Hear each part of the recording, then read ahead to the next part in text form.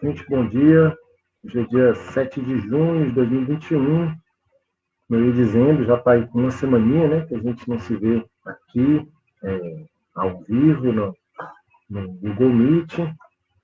Na semana passada, na quarta-feira, vocês vão lembrar que vocês tiveram uma atividade para fazer que era offline, né, digamos, enfim, fora da nossa sala de aula virtual. Vocês tinham aí a missão de assistir alguns vídeos e fazer uma atividade. Eu queria só começar perguntando como é que foi isso aí, se vocês conseguiram realmente assistir pelo menos uma parte dos vídeos, pelo menos alguma Eu coisa. consegui, eu consegui assistir tudo, na verdade. Tá acelerado. E a tarefinha deu para fazer com base no que assistiu? Deu, professor, deu. Alguém mais? Assisti todos, Maria Letícia, valeu, massa. Deus também. Meu áudio tá ruim? Melhorou já meu áudio ou continua ruim? Continua um pouco ruim, é porque tá chiando um pouco, fazendo um pouco de ruído. É mesmo?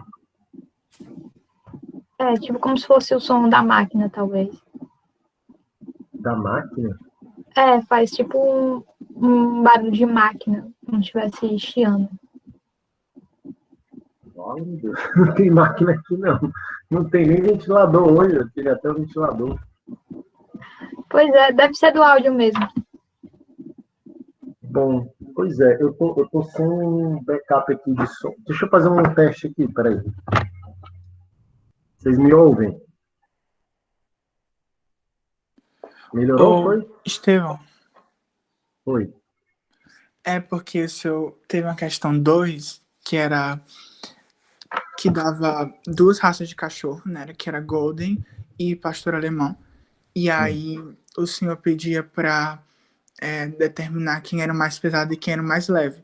E aí o senhor dava a média de peso de um pastor alemão, a média e o desvio padrão, e também dava a média e o desvio padrão para um Golden. E aí, seguindo os exemplos do vídeo, né, que o senhor fez, só que lá o senhor fez para tentativas de gol, né, probabilidade de acerto no gol, eu calculei a distância padronizada, né, e assim como no vídeo, o senhor falou que o que tivesse a maior distância padronizada seria o mais provável, né, a aplicar na situação que eu tô que está sendo me pedida, no caso lá, qual era o mais pesado e qual era o mais leve. E, por consequência, o que tivesse menos distância padrão, né, a menor distância padrão, seria o mais leve. Só que o resultado, a explicação desse resultado não ficou um pouco confusa, e outras pessoas também acharam essa questão confusa, do mais leve e mais pesado, porque, notoriamente, quando eu tenho dois pesos e eles são naturalmente diferentes do outro, um é maior, um é menor, isso já seria por si só um pesado e um leve, né? Só que a gente precisou fazer um cálculo para comprovar e ficou um pouco Beleza, confuso, Manuel. sabe? Beleza. Está no nosso radar aqui, que vai falar sobre isso, com certeza. Vamos chegar lá. Só que antes de chegar nessa Só a dica sobre essa questão. Só tem um cachorro que tá abaixo da média, tá? Os outros estão tudo de acima. Tem isso, e tem uma outra frase que é muito importante, que é no enunciado da questão, numa parte em que ele diz assim: qual é o mais pesado e qual é o mais leve, comparado com os demais animais de sua raça, certo? Então não é uma comparação não o pesado e leve não é absoluto, é relativo, comparado dentro de cada raça. Por isso que essa é uma técnica que se usa para comparar. Para cada raça eu teria um pesado e um leve, né? Tanto para o Golden eu teria um pesado e um leve, tanto para o Pastor eu teria um pesado e um leve, né? Na verdade, a gente usa essa técnica para comparar elementos de populações diferentes, tá? Mas calma, calma, porque antes de falar sobre isso, eu preciso falar sobre a questão anterior, certo? Então, eu queria... Vamos começar aqui e aí a gente vai mostrando aqui, beleza? Deixa eu compartilhar aqui minha tela. Vocês estão me ouvindo bem, então? Eu tirei meu fone de ouvido aqui, eu estou falando diretamente no microfone do computador. Estou entendendo que está melhor para vocês assim. Ok, então se der algum problema, vocês me avisam. Vocês sabem que eu estou em casa, certo? Como vocês também, podem haver barulhos aqui, então qualquer coisa, eu acho que o fone de ouvido sempre filtra um pouco mais os ruídos externos, mas tranquilo. Então aqui é a nossa tarefa de casa. Eu queria... vamos lá, por partes. Um minuto.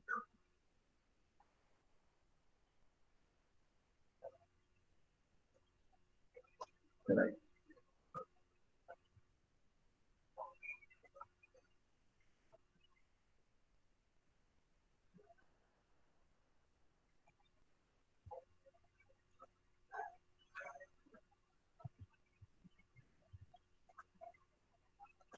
Para quem chegou mais recentemente ou não lembra do que foi dito, né? Eu estou só mostrando aqui na tela o nosso SIGA-A, tá?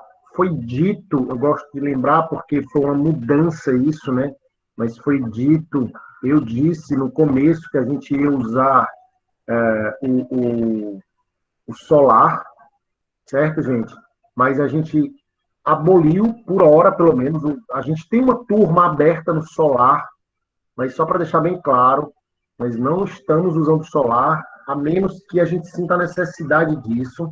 Nós estamos usando o SIGA-A mesmo, então é sempre bom que vocês, depois de cada aula, visitem o SIGA-A, deem uma olhada no material que está disponível lá. Ó. Vocês vão ver que tem o material inicial da disciplina, da primeira aula de apresentação, onde vocês têm o plano de ensino e todo o material que eu usei.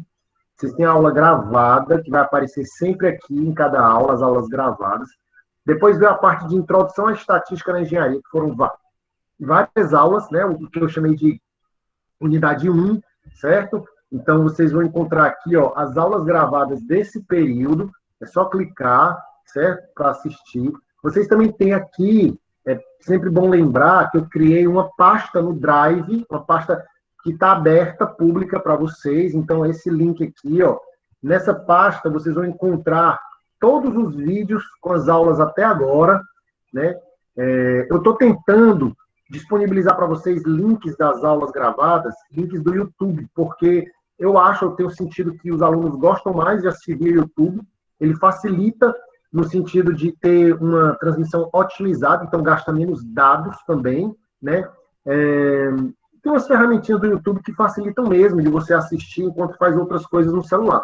Mas, se vocês preferem, vocês podem vir nessa pasta do Drive, ó, e vocês vão encontrar, tá vendo? As aulas que foram dadas até agora estão aqui, né, por data, então vai facilitar bastante aí, caso vocês queiram assistir. Mas ela vai ficar aparecendo aqui toda a vida, né? Aqui é o link lá daquele TD1, que já houve, aqui tem todo o material, né? E as tarefas de casa, elas vão aparecendo aqui, beleza? Aí, aqui é a unidade 2, onde nós estamos agora, certo? Aqui você sempre vai ver os conteúdos da unidade, do jeito que tinha aqui também na unidade 1, ó, os conteúdos. E aqui são os objetivos de aprendizagem. O que é isso? Isso aqui é para você se autoavaliar, para você dizer ao final do conteúdo, aqui ao final dessa unidade, você olhar para esses objetivos de aprendizagem e pensar assim, será que eu sei fazer isso aqui? Identificar modelos matemáticos em situações de problemas? Se eu sei, eu cumpri, tá? Estou bem. Né? Será que eu sei diferenciar os tipos de modelos e sei classificá-los em probabilístico, ou determinístico, mecanicista ou empírico? Então, esses objetivos de aprendizagem é aquilo que eu vou avaliar de vocês, é o que eu gostaria que vocês soubessem fazer. E a mesma coisa está aparecendo aqui nos objetivos de aprendizagem da unidade 2. Ao final dessa unidade, eu gostaria que vocês fossem capazes de fazer essas coisas aqui. E aí depois vocês vão ler com calma aí e ver se estão conseguindo fazer cada um desses tópicos aí. Na aula passada, eu coloquei aqui, foram vários vídeos, porque cada um deles, né, eu coloquei até a duração aqui, são curtinhos. Tem dois um pouquinho mais longos, um de 20 minutos e outro de 27 minutos. Depois tem esse de 15, e os outros são curtinhos, de 7 minutos e 5 minutos, certo? Então, Juntando tudo dava 1h30, eu espero que vocês tenham assistido. Quem não tiver assistido, gente, assistam, realmente eu acho que vale a pena para introduzir essa matéria, né? A gente está falando aí exatamente da parte de estatística descritiva, e o que é isso? É exatamente o campo da estatística que trabalha com os dados, né, que nós já coletamos, nós já aprendemos na unidade anterior como coletar esses dados, sejam esses dados fruto de um censo, vocês lembram que era um censo? Um censo é quando eu pego toda a minha população, certo? Seja a partir de uma amostra aleatória, que é o que a gente estava fazendo, coletando dados sorteados da população, né? Ou seja ainda uma série temporal, né? Que é quando eu pego dados ao longo de um período, certo? Eu observo um processo. São 3 formas de você coletar dados na estatística, e que aqui a gente vai aprender ferramentas de descrição, ou seja, como que eu vou apresentar a informação, como que eu vou condensar esses dados e informar coisas úteis sobre eles, né? Porque colocar uma carrada de dados num papel ou numa planilha é fácil, mas nem sempre isso quer dizer muita coisa. Para quem vai ler, né, a pessoa não consegue enxergar algo de útil ali naquele monte de informação, naquela tabelona que vai aparecer. Então, ao invés disso, a gente pega informações extraídas desses dados, que podem ser métricas, são quantidades numéricas, que a gente vai chamar de estatísticas, certo? Ou ainda gráficas, né? Gráficas visuais, de alguma forma. Então, existem tabelas, existem gráficos mesmo, diagramas, várias técnicas que a gente usa para representar essa informação de uma maneira mais clara, certo? E passar algo de útil para o leitor. As primeiras técnicas que a gente viu são exatamente as que são objetivo desses vídeos aqui, tá? Que são, aqui, ó, estatísticas de localização e estatísticas de dispersão. Então, primeiro você tem 2 vídeos iniciais que explicam um pouco o que é estatística de localização e de dispersão, e aí é onde eu vou fazer aquela historinha, né, dos atiradores de bolinhas, porque a estatística de localização, ela está muito associada à noção de exatidão de um processo ou de uma medida, certo? Exatidão, é o quão boa a medida é, em relação a uma referência, ou seja, eu queria que o meu processo estivesse aqui, e ele está girando em torno desse ponto. Então, ele tem boa exatidão, né? Então, essa é a noção de localização, me situar onde é que meus dados estão centralizados. Tanto que elas também são chamadas de medida de tendência central, certo? E o outro, no caso, é o vídeo que fala sobre as estatísticas de dispersão. Então, como o nome já está dizendo, é o espalhamento, se ela se dispersa muito ou pouco. E isso está associado à nossa noção de precisão. Uma coisa que espalha muito, que se dispersa muito, tem pouca precisão baixa, né? Enquanto que, quando a variabilidade é pequena, o espalhamento é pequeno, a gente vai dizer que tem boa precisão. É sobre isso que eu converso com vocês nesses 2 vídeos, né? E aí depois eu passo para a parte de cálculos propriamente dito, né? Quais são as medidas de localização e de dispersão e como calcular cada uma delas, certo? Vou mostrar aqui, então, rapidamente, um resumo, né, dessas medidas, que estão exatamente nesse arquivo que eu passei para vocês no vídeo. Ele está disponível já no SIGA, certo? Vocês podem baixar esse arquivo se quiserem para estudar, mas eu vou passar aqui rapidamente, né, que é a parte que eu faço lá no vídeo, tá aqui as 4 medidas de localização que eu expliquei para vocês. A média, que é, na verdade, a média aritmética, certo? A gente também chama de valor médio de um conjunto de dados, certo? Como nós estamos trabalhando com dados, tá? Todas as estatísticas que a gente está vendo aqui, galera, todas, têm um correspondente na população, certo? Nós estamos vendo as estatísticas amostrais, ou seja, a partir de dados coletados. Se eu estivesse usando todos os dados da população, isso aqui seria a média da população. Então, não ia chamar com essa nomenclatura de X barra aqui, ela vai ganhar um outro nome. Eu estou usando essa nomenclatura porque eu estou considerando nós estamos usando dados amostrados, né, como está aqui no início, está aqui a população, está aqui a amostra, né? Então, esses XIs são os dados amostrados, o N é o tamanho da amostra, o número de informações que eu coletei, né? E o ROL é quando eu pego as minhas amostras e coloco em ordem crescente, da menor para maior. Existe a ordem em que eu coletei e existe a ordem crescente, que nem sempre é a mesma.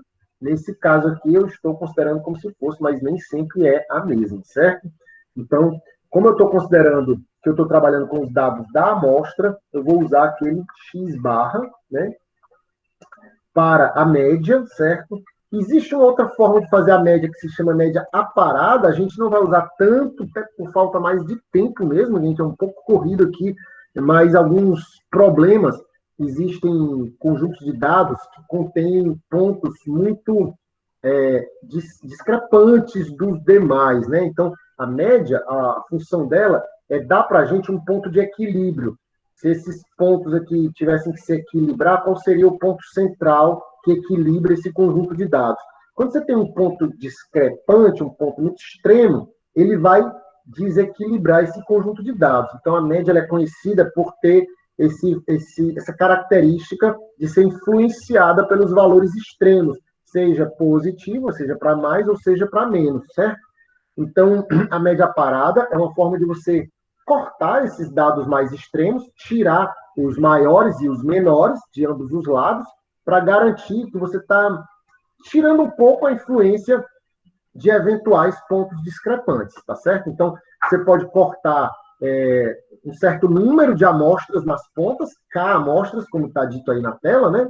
Ou um percentual, por exemplo, 5%, 1% das... Quando você tem um número muito grande de amostras, você pode dizer, olha, eu vou aparar 1% de cada lado. Então, você tira 1% das maiores amostras e 1% das menores amostras.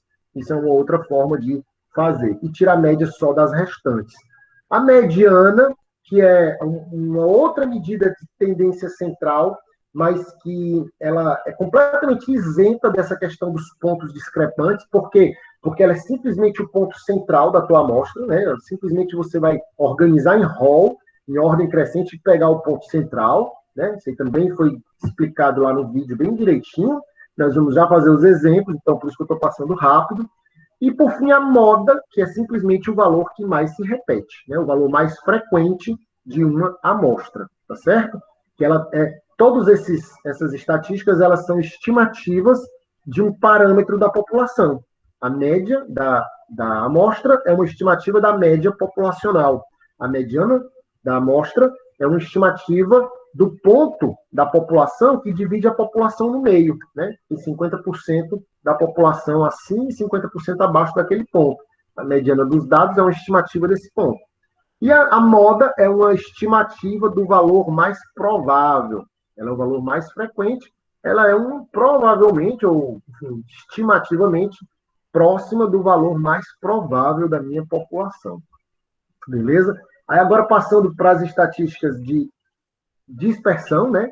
Aqui a gente mede exatidão. Oi, alguém ia falar, Emanuel? Na primeira questão, o item A, você pede para fazer as principais medidas de localização para as variáveis de comprimento e massa. Uhum. A gente precisa fazer a média parada também, apesar dos extremos não serem tão extremos assim, ou só a média, a mediana e a moda são suficientes? Bom, então, nesse exercício, eu não especifiquei quais eram as estatísticas, né? Eu deixei um pouco de propósito mesmo para ficar a sua escolha, ao seu critério, certo? Não, então, eu não vou cobrar que você faça isso. Quem não fez a média parada, tudo bem. Quem decidiu fazer, ótimo também, porque vai ver se houve ou não diferença, se valeu ou não a pena fazer a média parada nesse exemplo, né? Mas Tudo não bem. é obrigado. Tudo bem, Certo? obrigado. Para eu medir, para eu quantificar a exatidão de um processo ou de um conjunto de dados, eu preciso ter uma referência. Então, eu vou comparar essa referência com a média, ou com a moda, ou com a mediana, né? Eu vou comparar. Se essa distância entre a referência e o valor médio ou a mediana for muito grande, quer dizer que eu não tenho uma boa, os dados não estão bem localizados, eu não tenho uma boa exatidão, certo? Já no caso da dispersão, eu não preciso ter essa referência. Se eu tiver uma grande dispersão, eu tenho uma baixa precisão, né? A minha precisão não é boa. Mas se eu tiver uma pequena dispersão, a precisão é boa, mesmo que a exatidão não seja boa, né? Então, eu dou lá, falo bastante sobre isso naquele exemplo dos atiradores lá, né, que eu mostro. Então, nas estatísticas aqui, a primeira é a amplitude, que é apenas a diferença entre o menor e o maior, né? É só essa dispersão completa, ela só depende do menor e do maior valor. Depois você tem a variância e o desvio padrão, que elas estão conectados, porque, na verdade, o desvio padrão nada mais é do que a raiz quadrada da variância. Então, é impossível você calcular um desvio padrão sem antes calcular a variância. Primeiro se calcula a variância, e aí a variância, ela é um cálculo que, no primeiro momento, parece um pouco complicado, mas não tem nada de muito complicado. Basicamente, você vai pegar essas distâncias aqui, ó, de cada ponto em relação ao valor médio. Você primeiro... Aí é que tá, para você calcular um desvio padrão, não só você tem que calcular a variância, é obrigado a calcular o valor médio também. Porque você tem que pegar as distâncias de cada dado para o valor médio, ou seja, o x menos o valor médio, e esses valores eles vão variar, né? Como vocês estão vendo aí na tela, você tem vários valores diferentes. Você vai ter que elevar esses caras ao quadrado e tirar uma média. Então, basicamente, o valor da variância, ele é dado... cadê? Isso aqui, ó. É uma... Não, tem uma definição melhor, peraí. Mas é basicamente isso aqui. Ele é um valor médio dos desvios quadráticos, né? Desvios são essas subtrações que estão aqui dentro do parênteses, né? Ou seja, é cada dado observado menos o valor médio do conjunto. É quadrático, porque eu estou elevando ao quadrado. Depois eu vou somar tudo e dividir pela quantidade de dados. Então, é um valor médio dos desvios quadráticos. Desvios ou erros, tá? Quadráticos. Isso é como se define a variância, tá? Se eu tiro a raiz quadrada disso, eu tenho o desvio padrão. Então, a variância, ela é uma medida elevada ao quadrado. Ela é uma medida de distância em relação à média, só que elevada ao quadrado. Por isso, a unidade dela também é diferente da unidade original dos dados que eu estava observando. Se eu estiver observando em horas, minha variância vai ser em hora ao quadrado. Se eu estiver observando em centímetros, vai ser centímetro ao quadrado, e assim por diante. Então, nem sempre essa unidade tem muito sentido do ponto de vista físico, né? Do ponto de vista dimensional.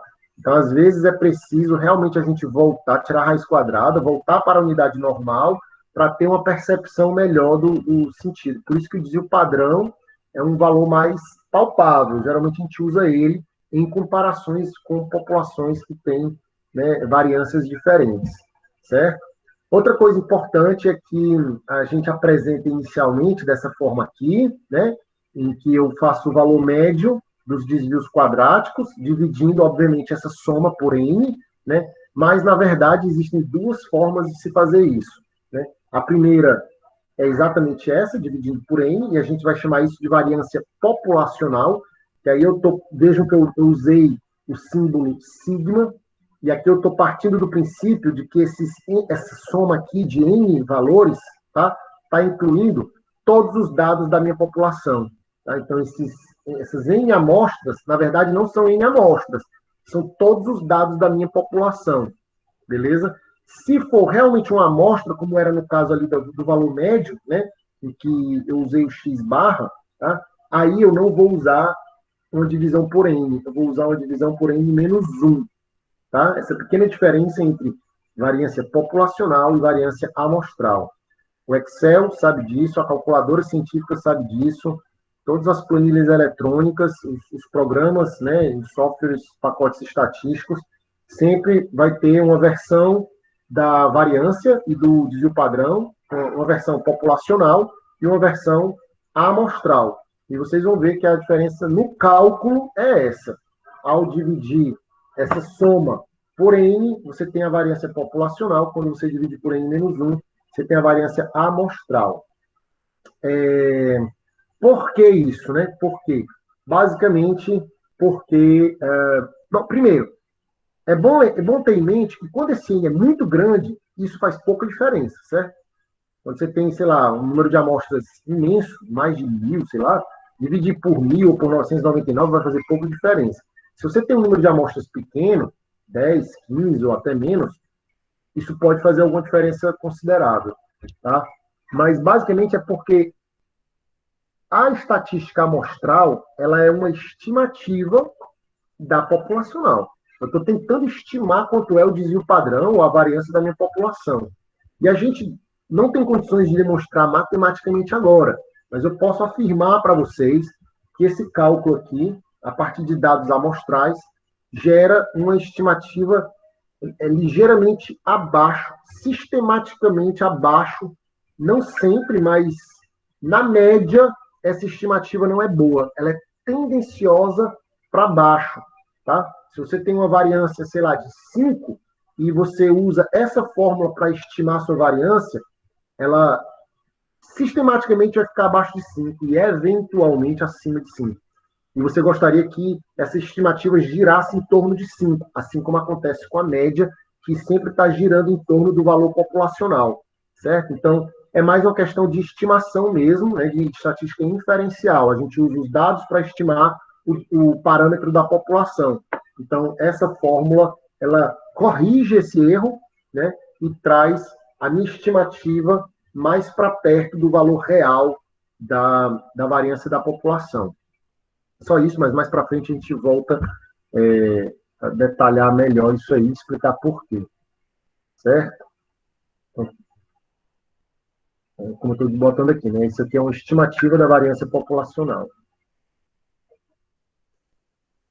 Beleza, aqui outras coisas que eu mostrei lá e tal, e tal. E no final, eu termino o vídeo mostrando exatamente esse exemplo aí que o Emanuel mencionou, né? Que é o uso do desvio padrão para comparar duas populações, certo? Então, eu tenho duas populações diferentes e tem pontos específicos com valores diferentes. Claro que se eu for usar o valor absoluto dele, é fácil fazer a comparação, né? Nesse caso aqui, por exemplo, tem um jogador que marcou 2 ou mais gols e o outro que não marcou gols, né? E aí eu pergunto qual é a situação mais provável, né? Outro exemplo que eu poderia trazer aqui, para evitar esse que já foi falado lá no vídeo, é um exemplo bem, não sei, acho que ainda não, mas vai ser bem comum na vida de vocês, né? Quando vocês participam de qualquer processo seletivo aqui na universidade, às vezes é uma coisa restrita à turma de vocês, então é mais fácil, né? Se você estiver participando de um processo seletivo dentro da sua turma, certo? Eu estou comparando, né? Todos os alunos que participarem desse processo são da mesma população. Então, eu só preciso usar o valor absoluto mesmo de notas, por exemplo, né? Enfim. Mas se eu estiver comparando alunos de turmas diferentes, de cursos diferentes, eles pertencem a populações diferentes, né? É muito complicado eu dizer simplesmente esse aluno é melhor do que aquele, porque esse tem um IRA 9 e aquele tem um IRA 8, certo? Mas pode ter sido muito mais difícil para aquele aluno tirar um IRA 8 do que para esse tirar um IRA 9, tá? Então é preciso comparar esses dois valores com a média populacional, né? E saber o quanto esses alunos se afastam da média, mas esse quanto, ele é medido em desvios padrões, tá? Então, o desvio padrão, ele é exatamente uma unidade de medida que ele é adaptada para aquela população. Eu sempre costumo dizer que cada população tem, cada observação que a gente faz tem um padrão ideal para se medir. Se você for medir a sala da sua casa, você não vai usar como unidade de medida um palito de fósforo, eu garanto para você, né? Ah, papai, essa sala aqui tem 7.000 palitos de fósforo de comprimento. Não, você vai usar um metro, você vai usar talvez um cabo de vassoura, né? Um cabo de vassoura, uma unidade mais adequada, se você não tiver um metro, né? Uma fita métrica. Mas se você estiver medindo talvez aqui o celular, o palito de fósforo podia ser usado para medir o celular. Já é mais adequado, né? E a mesma coisa nas populações, né? eu não vou usar a mesma unidade, que é ponto, certo? De 0 a 10, um ponto pode não ser adequado para medir em duas populações diferentes. Então, eu vou pegar o desvio padrão de uma população, o desvio padrão da outra população e ver qual é a distância. É aí que nasce o conceito de distância padronizada que eu explico aqui nesse exemplo, né? Nesse exemplo, a média do jogador A é 0,8, a média da população dele, né? E o desvio padrão é 0,4. Então, essa aqui é a zona, digamos, mais provável do jogador A. Para o jogador B, a média é 0,6 e o desvio padrão é 0,8. Então, essa aqui é a zona mais provável do jogador B, certo? Então, o fato do cara marcar 2 gols ou mais precisaria fazer com que ele estivesse fora dessa zona aqui, ou seja, a mais de um desvio padrão de distância em relação à média dele, certo? Enquanto que no caso do jogador B, não marcar gols é um evento que se encontra dentro dessa zona de um desvio padrão. Por isso que a gente chega à conclusão de que o jogador B não marcar gols é um evento mais provável do que o jogador A marcar 2 ou mais gols, tá certo? É a mesma coisa no caso do IRA geral, né? O IRA geral, ele é uma medida que foi pensada para mostrar onde que o aluno se situa estatisticamente dentro da turma dele, certo? Eu vou pegar a média da turma, eu vou fazer uma distância padronizada, certo? Eu vou pegar o seu IRA, então, no exemplo que eu acabei de dar, tem um aluno com IRA 8 e um com IRA 9. Vamos supor que o que tem IRA 8, a média da turma dele é 6.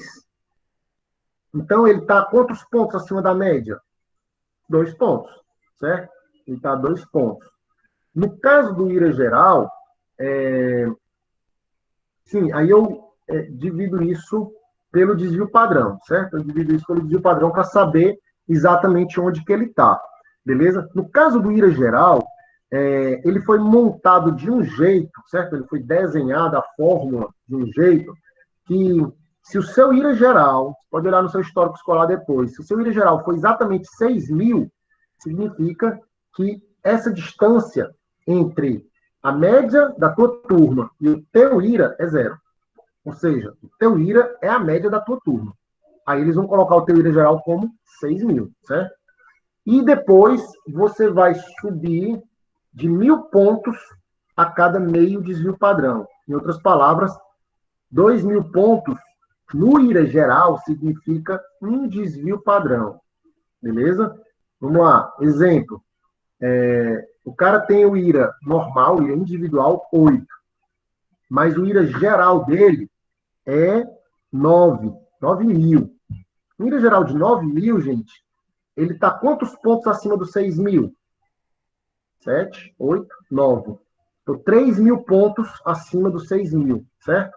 Quer dizer que ele subiu de meio, 1,5 desvio padrão, certo?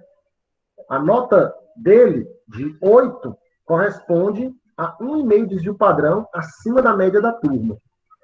Já o cara que tinha o IRA de 9, vamos supor que o IRA geral dele seja de 8. Ao contrário, o IRA geral dele é mais baixo. Por quê? Porque ele está só um desvio padrão acima da média da turma dele, certo? Então, isso que tem que ser levado em conta na hora que eu comparo elementos de populações diferentes. Qual é a distância que eu me encontro em relação à média da minha população, mas essa distância é contada não em unidades convencionais, e sim em desvios padrões. Certo? Isso que a gente fez aqui nesse exemplo.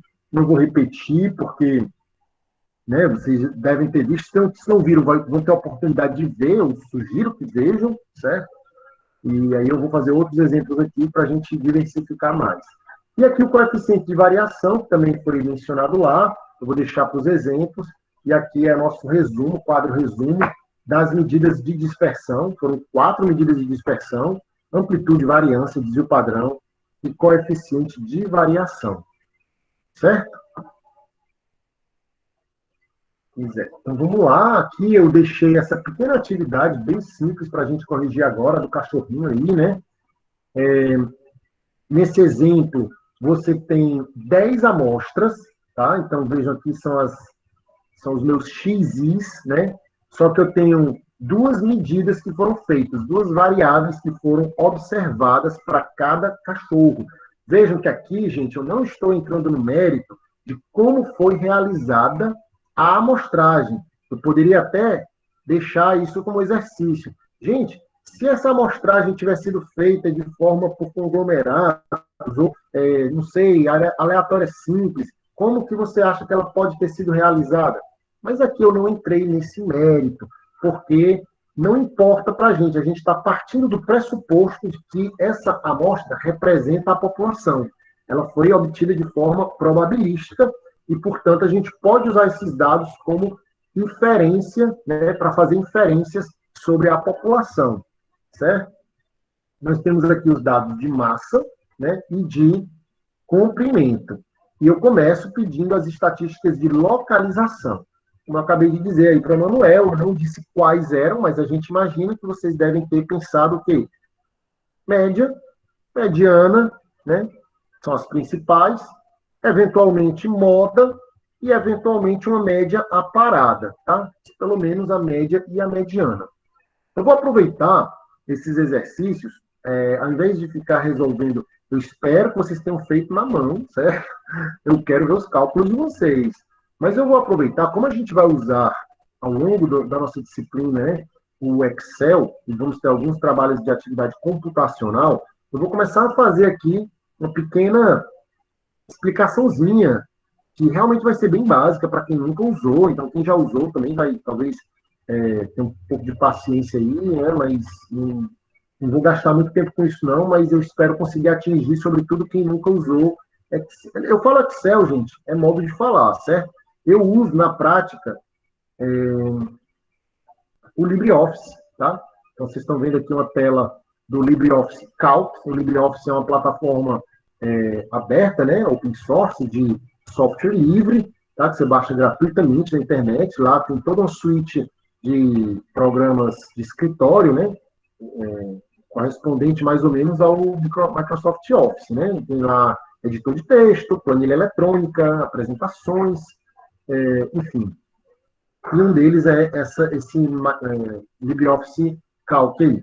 Outra opção que também é viável, deixa eu mostrar aqui. Um segundinho.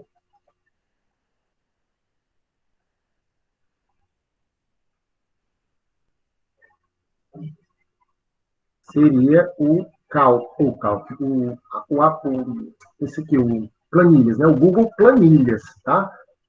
Vocês, pela conta institucional, né, da UFC, vocês têm acesso a uma suite de ferramentas de escritório do Google, certo? São ferramentas na nuvem, né? Então, é bacana porque vocês podem até fazer trabalhos colaborativos, né? Você está escrevendo um texto, outro colega está escrevendo outro parágrafo no mesmo texto, isso, por exemplo, no Google Docs, né? E aqui você tem o Google Planilhas, tá? Onde você pode exatamente fazer praticamente tudo que se faz no Excel ou no LibreOffice Calc. Eu estou exagerando ao dizer quase tudo, certo? É uma ferramenta bem mais simples. O Planilhas não tem todo o ferramental das outras duas que eu mencionei, mas para esse início é mais do que suficiente, gente. É mais do que suficiente. E a forma de usar é muito, muito parecida. Basicamente, você tem uma tabela, né, como vocês estão vendo aí. Cada quadradinho desse, cada retanguinho desse aqui é uma célula, certo? E você tem as colunas, que são nomeadas com letras do alfabeto, letras maiúsculas. E você tem aqui as linhas, né, que são numeradas, certo?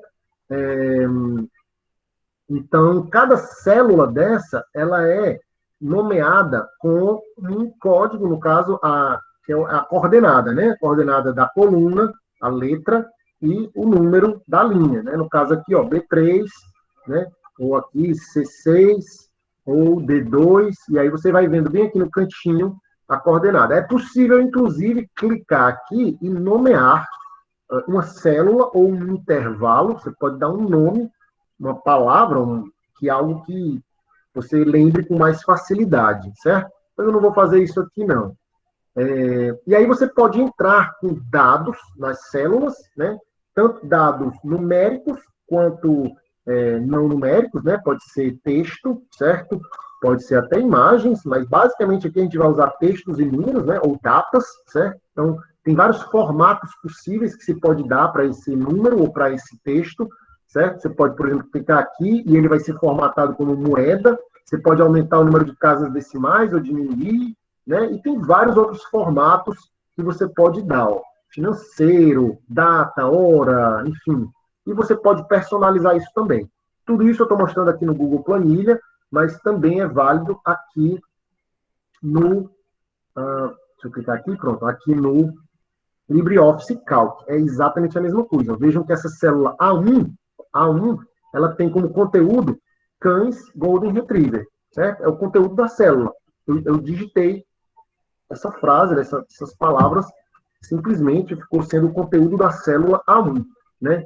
E aqui na coluna B, eu tenho os dados lá da questão, certo? Ó, da célula B2 até a célula B11, eu tenho os dados de massa, e da célula C2 até a célula C11, eu tenho os dados de comprimento, certo? Eu aconselho vocês já começarem a tentar mexer aí, tentar brincar um pouco. Pode ser no Google Planilhas, inclusive, né? Para fazer essas continhas. Eu vou fazer aqui exatamente para que vocês confiram os resultados que vocês fizeram à mão, ou usando uma calculadora, ou qualquer coisa. Nesse momento, eu vou confessar que eu esperaria que vocês estivessem fazendo realmente à mão, gente. É importante saber fazer o cálculo à mão e depois verificar se está batendo com o cálculo da calculadora ou do computador. É por isso que eu tenho tentado colocar amostras pequenas. Vocês vão ver que vai aparecer amostras maiores e vocês vão poder usar o computador. Mas, por hora, eu tenho tentado botar amostras pequenas para que vocês possam fazer à mão sem tanto, né, sem ficar uma coisa tão enfadonha. Beleza? Então, além de números e textos, outra coisa que eu posso colocar na célula, certo? É uma fórmula. É uma fórmula que vai usar outras células como argumento de entrada, que nem uma pequena linha de programação, né? Só que os argumentos de entrada estão em outra célula, que ela vai puxar, fazer um cálculo e devolver na própria célula o resultado desse cálculo, tá certo? Então, o primeiro que a gente vai fazer é exatamente, ó, das estatísticas de localização, né? Vou marcar aqui de amarelo as estatísticas de localização que ele pediu lá no item A. Média, mediana e moda, certo? Só para dar um exemplo, antes mesmo de fazer a média, tá? Eu vou usar a função soma, só para vocês verem, ó. Eu coloco um igual, certo? Começando com igual, e escrevo soma, tá? Normalmente, eles são em português mesmo, tá? No Google Planilhas, você tanto pode usar a fórmula em português como em inglês, mas dependendo do sistema operacional, às vezes ele converte a fórmula do português para o inglês. Então, não se assustem se você escrever soma e depois aparecer para você isso aqui, ó, sum. Acontece. No Google Planilhas isso acontece comigo, mas aqui não. Aqui no LibreOffice não. Então, eu coloco soma, abro um parênteses, vejam que ele já deu aqui uma dica de outras funções que também começam com a palavra soma, tá? Uma coisa que é bacana também deixar aí já uma dica, né? Ele aceita letras maiúsculas e minúsculas indistintamente, certo? Tanto faz, apesar de que depois ele vai converter tudo para letra maiúscula, eu posso escrever em minúscula.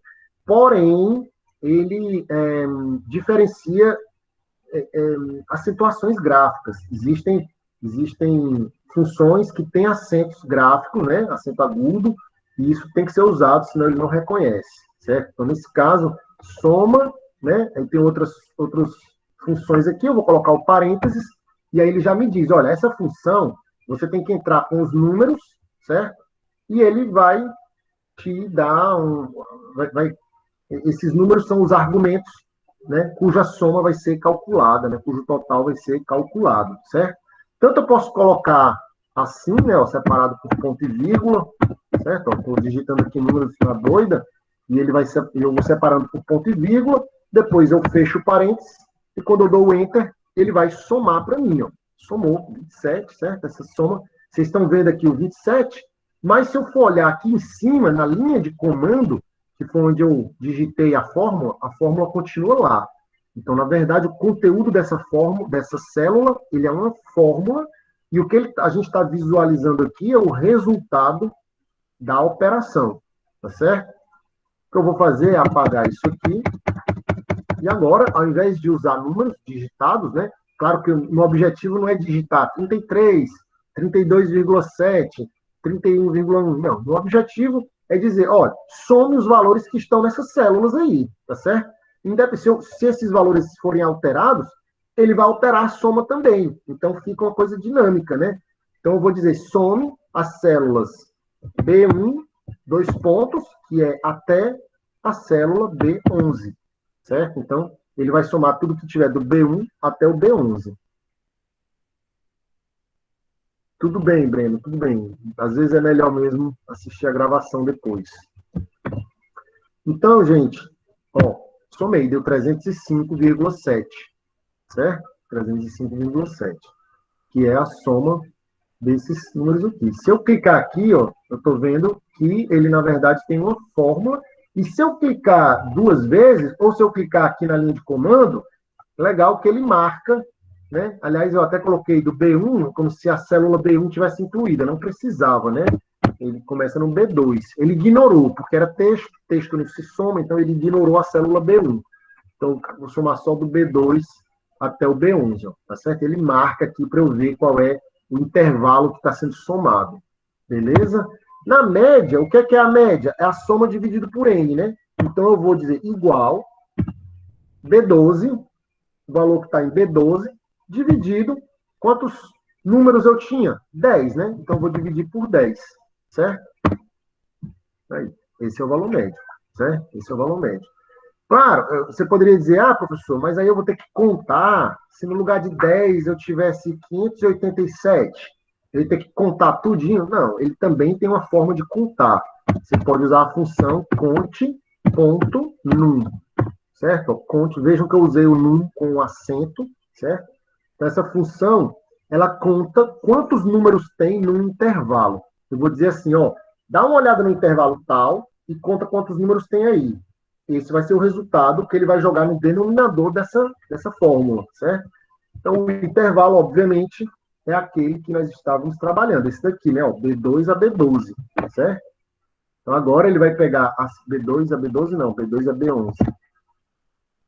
Né? Eu não quero que ele pegue o B12, não, que já é minha soma, né? Então, agora, o B12 é o numerador e a contagem da quantidade de números que tem nesse intervalo é o denominador. B12, né? É porque eu estou na coluna B, macho, é por isso. Por isso que parece vitamina. Que mais? Bom, isso eu fiz para a coluna B, né, justamente, que é, no caso, a massa dos cães, certo? Eu posso repetir tudo para a coluna C, mas aí vem a magiquinha do Excel, certo? Para eu não precisar repetir a digitação das fórmulas, eu posso simplesmente usar a ferramenta de copiar e colar. Quando eu copio um número, ele copia tal e qual. Vamos lá, ó, Ctrl C, copiou esse 59, eu vou aqui para o lado e faço Ctrl V. Ele colou 59, como acontece em qualquer programa de computador, certo? Porém, se eu fizer isso com uma fórmula, ele não copia a fórmula tal e qual, ele dá uma deslocada nos argumentos. Ó. Vejam que aqui ele está pegando B2 a B11, certo? Se eu jogo essa fórmula para a coluna C, ele vai deslocar tudo para a coluna C também. Olha o que vai acontecer, ó. Ctrl C e agora Ctrl V. Vejam que a soma está diferente, né? Por quê? Porque olha aqui o que ele fez. Ele pegou as células C2 a C11, certo? Ele já entendeu que eu queria deslocar a fórmula. E é verdade, eu queria mesmo, certo? Então, foi bom por isso, né? Ele já pegou a soma, né? E do mesmo jeito, se eu pegar essa fórmula e deslocar para cá, ó, tanto eu posso fazer o Ctrl C, Ctrl V, como eu posso pegar ela aqui pelo cantinho, arrastar e ele já cola lá, ó. Aí, se eu der aqui para vocês verem, ó, ele está pegando a célula C12, enquanto que antes era B12, agora é C12, né? E ele está contando, ele repetiu a fórmula, conte número, e pegou o intervalo B2 a B12, transformou em B2 a B11, agora é C2 a C11. Beleza? Era exatamente o que a gente queria. Tranquilo até aí?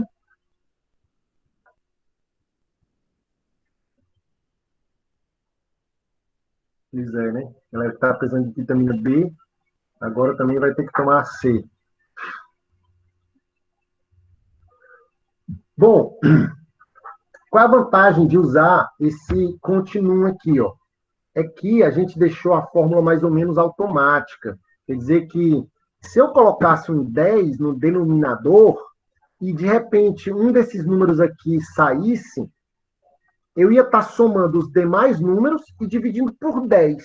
Isso não é mais uma média, né? Eu estou somando 7 números e dividindo por 10, isso não é uma média. Mas se eu faço isso aqui agora, ó, vou apagar aqui esses 3 primeiros dados.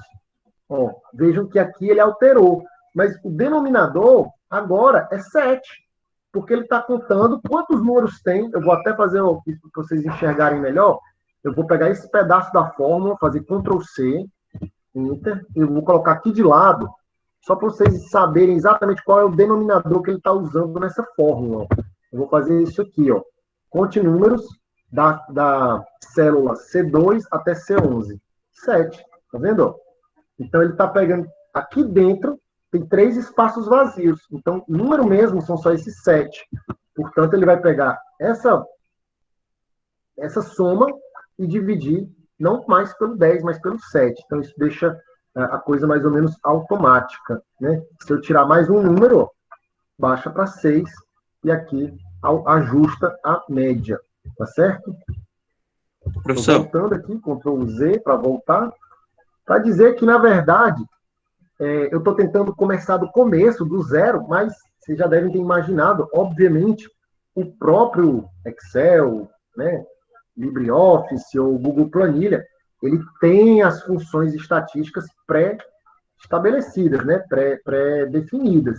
Então, claro que para a função valor médio, eu não preciso fazer desse jeito que eu estou fazendo aqui, tá? Somar e depois contar o número, e ele já faz tudo isso embutido dentro de uma função, tá? Então, eu vou apagar aqui, ó, eu vou apagar tudo isso e vou mostrar para vocês a função média, certo? Com acento. Essa função, ela faz exatamente o que nós acabamos de fazer. Ela calcula o valor médio, vou dar um Ctrl C, Ctrl V, ó. Então, o valor médio de cada um. Então, vocês já podem agora confirmar aí, né, se vocês acertaram esse primeiro item, dentro do item A, estatística de localização, valor médio para a massa, 30,57 quilos, e a média dos 10 cães, né, que foram da amostra, e a média de comprimento desses 10 cães é de 62,3 centímetros, ok? Para mediana, gente, para mediana, rigorosamente, o que é que eu teria que fazer? Organizar em hall, né? Pegar esses números em hall, então eu vou colocar até aqui de lado, porque aqui eles estão na ordem dos animais que foram sorteados, né? O primeiro animal tinha 33 quilos, o segundo tinha 32, que é menos, né? Aí lá na frente tinha um de 38, que é mais, então eles não estão numa ordem numérica. Tem um aluno tentando falar, gente. Fala, minha nossa. Não estou ouvindo, não. O professor tá ouvindo? Dá para ouvir? Ixi, eu tô vendo aqui é o Elton, né? Mas não tá saindo teu som, não, cara. Deixa eu ver se sai quando eu botar aqui o meu fone.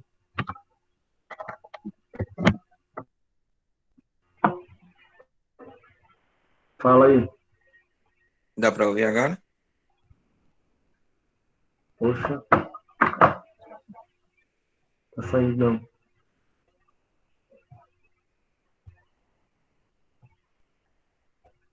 Peraí.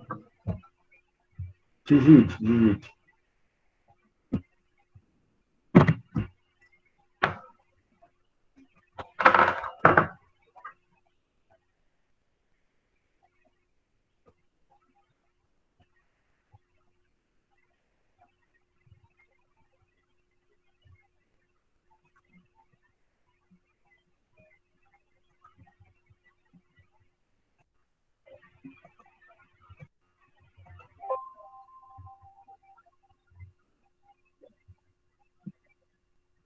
Pronto.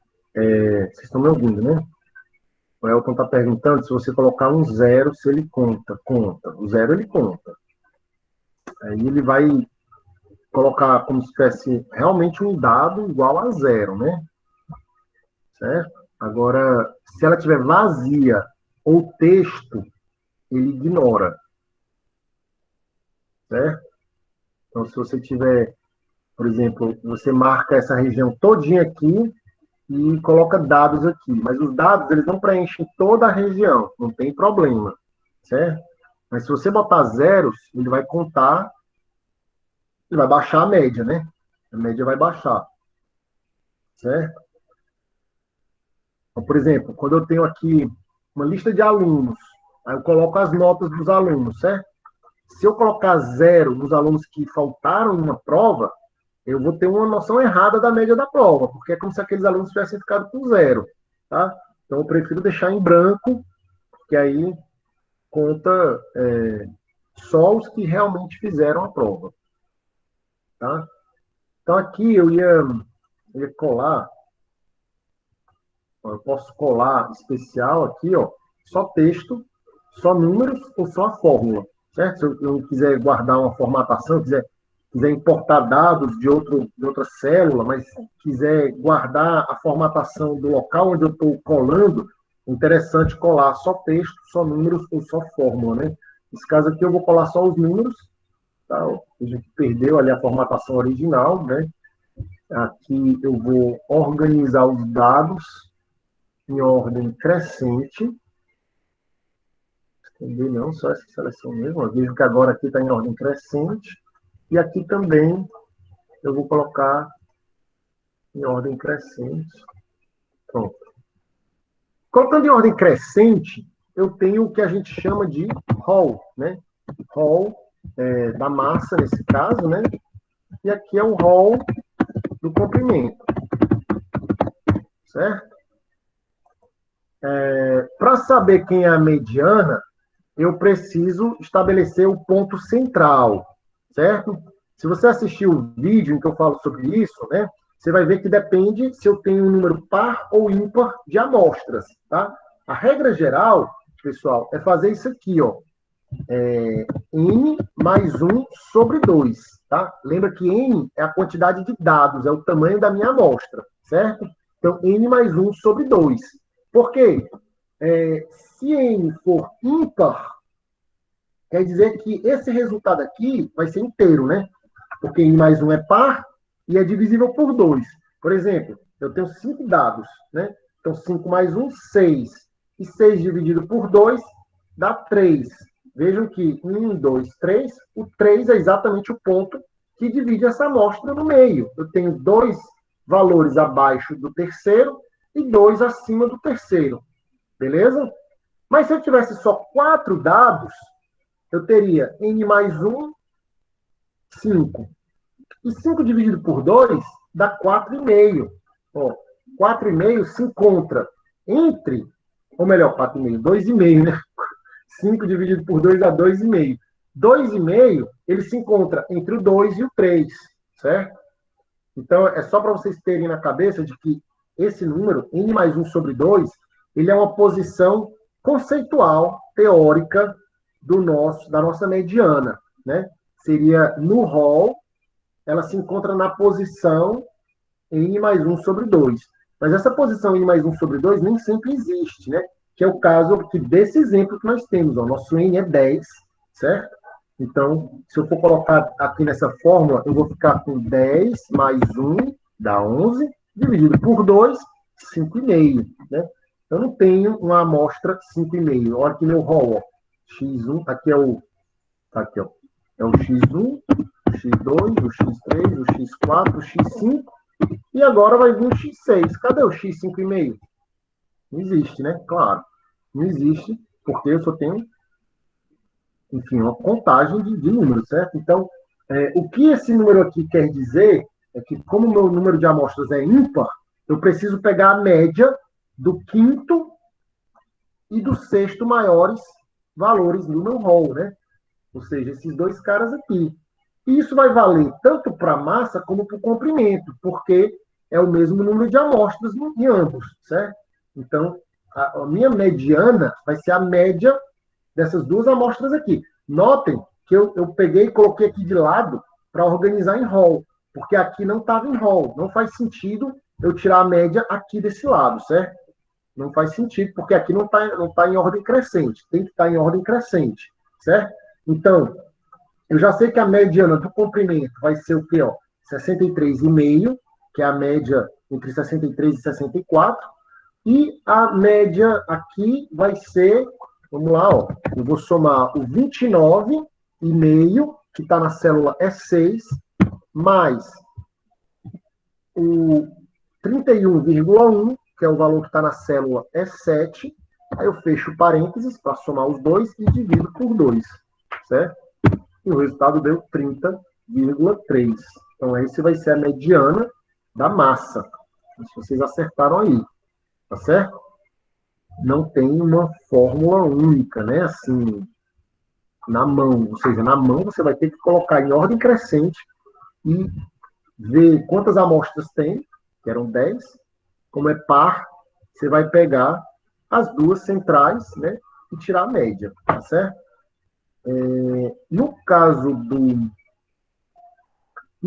do Excel, né, do LibreOffice ou do Google Planilhas, você tem a função MED.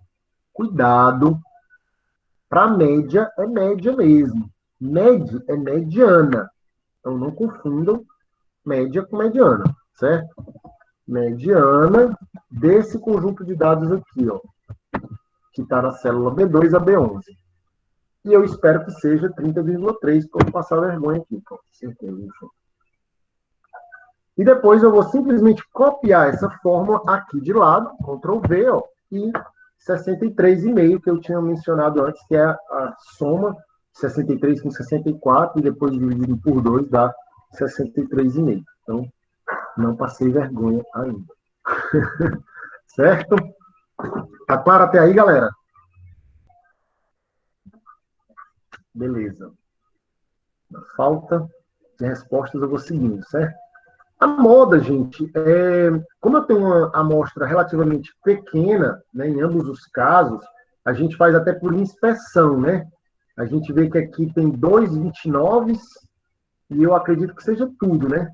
Não tem mais nenhum dado repetido. Então, a moda é o 29 mesmo, né? Já desse lado, a gente acredita que não tem repetição. Então, é mais fácil de ver aqui no rol. Não, tem o 64, né? 64 está repetido, exatamente.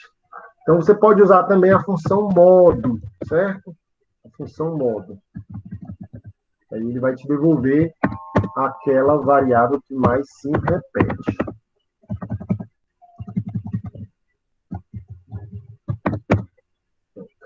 Exatamente 29 e 64. Isso aí responde a nossa primeira questão, né, grosseiramente, né? Claro que você pode fazer, como eu tinha mencionado antes, fazer uma média aparada, se você quiser, certo? Por exemplo, uma média aparada com K igual a 1, onde eu vou tirar a menor e a maior amostra. Né? K igual a 1 seria, eu vou eliminar uma amostra de cada lado, cada extremo, certo? Por que uma? Porque eu tenho só 10 amostras. Se eu eliminar mais do que isso, né, eu posso eliminar duas de cada lado, né, mas já seria 40% da minha amostra. Né? Vocês têm que se ligar que aqui uma amostra é 10%. Então, ter cuidado para não eliminar demais também, para não ficar com uma amostra muito pequena, certo?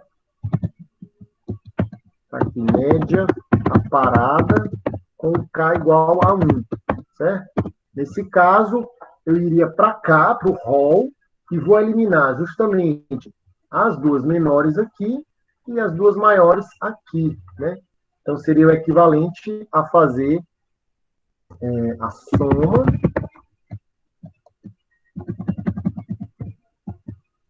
desses que estão aqui no meio,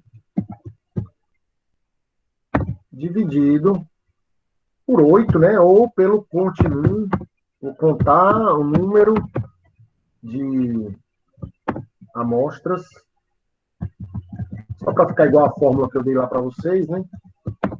Isso aqui menos 2. Menos 2.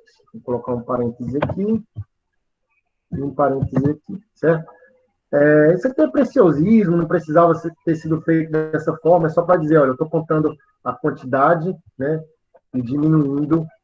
Se você quisesse ainda deixar mais automático, você podia somar tudo, e diminuir do mínimo e diminuir do máximo. Né? Você teria no numerador a soma total, menos o mínimo, menos o máximo.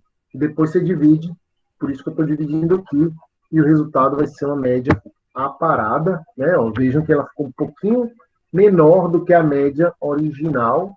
Né? E se eu fizer isso aqui, ele passa para a coluna seguinte, ó, fazendo a mesma coisa, e achou também um pouquinho diferente da média original. Vejam que a média parada, ela se aproxima mais de quem? Da mediana, certo? Porque ela tem menos influência dos valores extremos. E a mediana não tem influência dos valores extremos. Então, ela se aproxima mais da mediana. Né? Nesse caso, a média era acima da mediana, e aí eu diminuí ela para me aproximar mais da mediana. Nesse caso, era o contrário, né? Eu estava abaixo da mediana e aí eu cresci para ficar mais perto da mediana, ok? Essa é a interpretação aí. Mas, de novo, tá? Essa linha aqui não era obrigatória, então se você não fez, não tem problema. Vamos fazer agora as medidas de dispersão, certo? Medidas de dispersão, segundo a questãozinha lá que ele pedia, né? Não dizia quais, mas basicamente as que a gente estudou foram a amplitude, a variância, o desvio padrão e o coeficiente de variação, certo? Então, vamos fazer essas 4 aqui, certo? Primeiro, a amplitude. A amplitude é o maior valor menos o menor valor, certo? Quando eu já fiz aqui o rol, eu poderia simplesmente pegar esse valor de baixo menos o de cima, porque eu já estou com o rol ali de lado. Fica fácil, né? Eu poderia só fazer isso aqui, ó.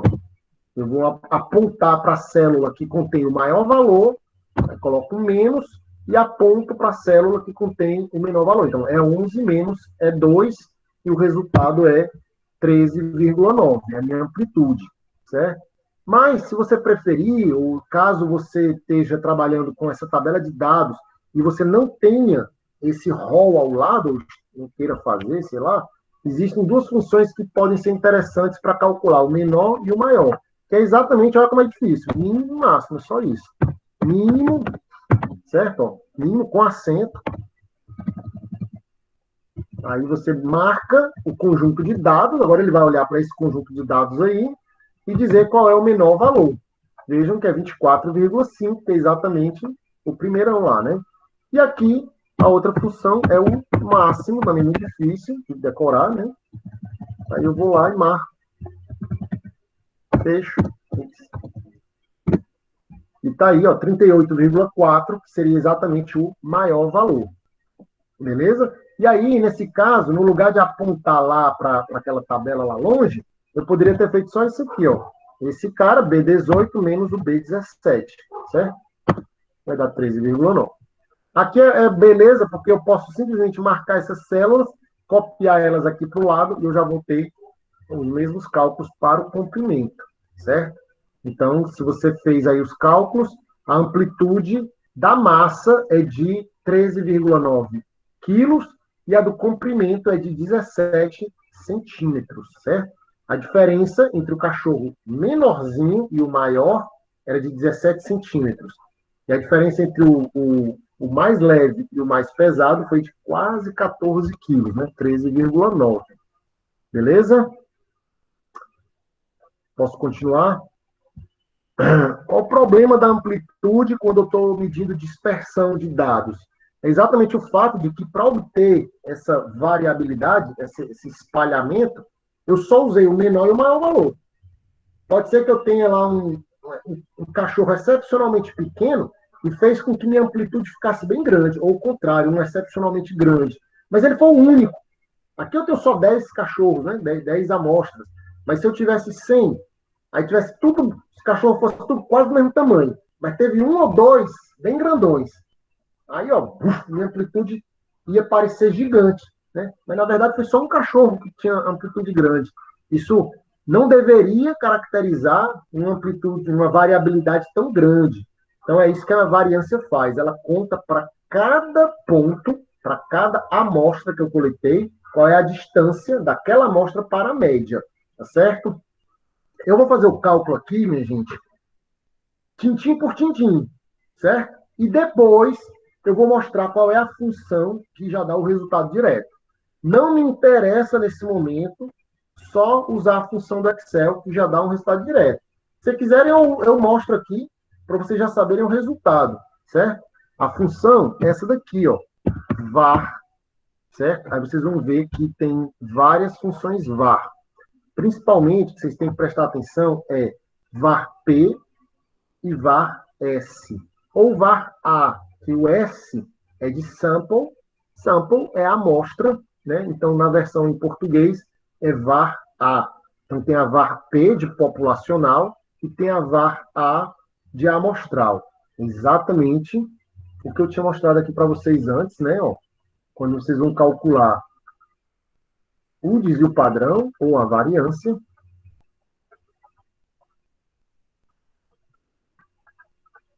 Aqui, ó, tem essas duas opções, tá? A opção populacional, onde você vai somar os desvios quadráticos e dividir por n, ou a amostral, em que você vai somar a mesma coisa, só que dividir por n menos 1, tá? É isso que faz esse var P ou var A.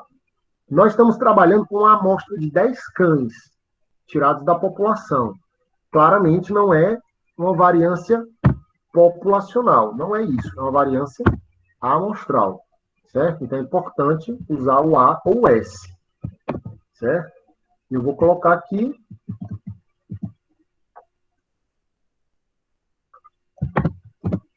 pronto, 14,28. 14,28 o quê, minha gente? Quem fez a conta deve ter encontrado esse valor. Eu vou já mostrar como é que chega lá, certo? Vocês acertaram? Vocês chegaram em 14,285? Não! Vai ter que falar aqui agora, no chat, que eu não estou ouvindo. Agora, então, me digam, 14,2... Nossa, foi longe, Valência. Oh, meu Deus. Mas vai dar certo, tenha calma, vai dar certo. Stephanie chegou nesse valor. E, Stephanie, é 14,285 o quê?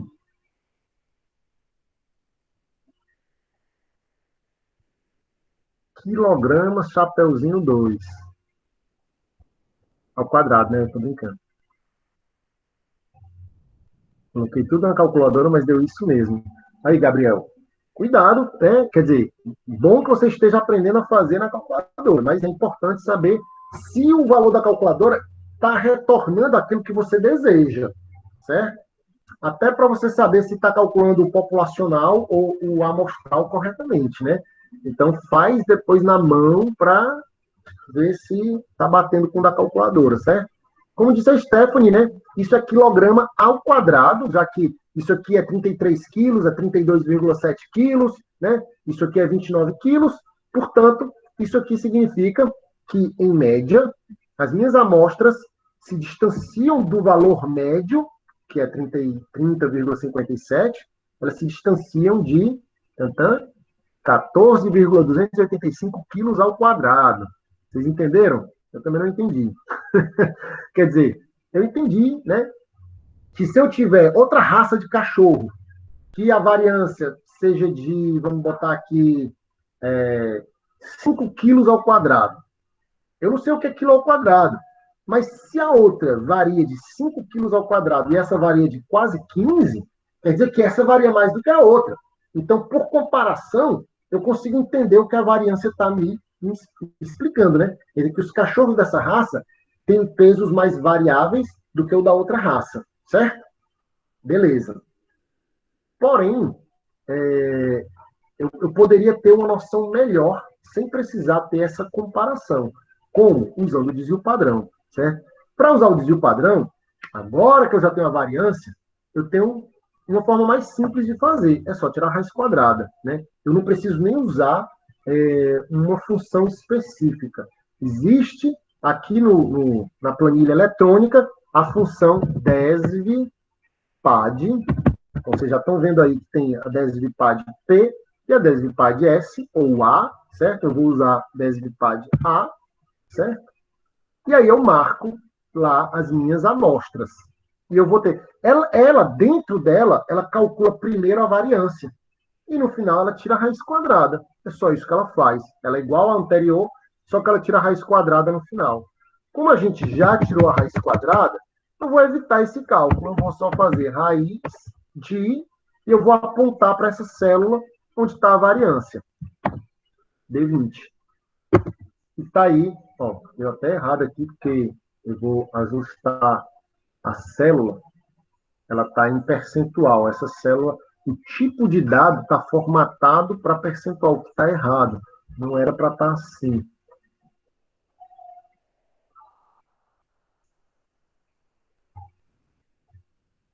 Só um minutinho, pronto.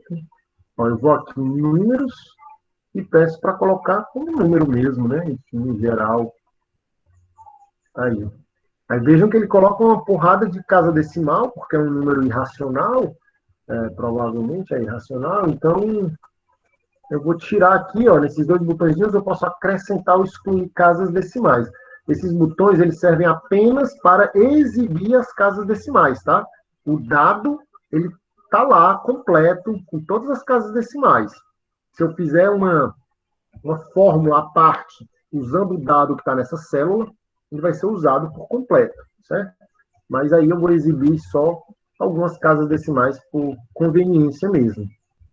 Eu tenho um desvio padrão de 3,8 aproximadamente, quase isso, né? 3,78, certo? E aí eu poderia agora dizer, olha, quer dizer que, em média, os cachorros dessa amostra se desviam da média. Quanto é a média? Aqui, ó, 30,57. Eles se desviam para mais ou para menos desse valor em cerca de 3,8 quilos. Então, tu pega o valor médio, soma 3,8, subtrai 3,8, estou arredondando, certo? 3,8 é 3,779. Tu soma e subtrai esses dois valores, tu vai achar um intervalo dentro do qual é extremamente provável que a maioria das amostras esteja, certo? E é isso que vai acontecer, ó. Deixa eu até apagar isso aqui. O que vai acontecer aqui, ó? O valor médio, que era 30,57, menos o valor do desvio padrão, vai dar isso aí, ó, 27,8, né? Vou arredondar aqui, ó. Certo? Deixa assim. E se eu fizer agora para cima, eu tenho 30,7 mais esse mesmo cara. E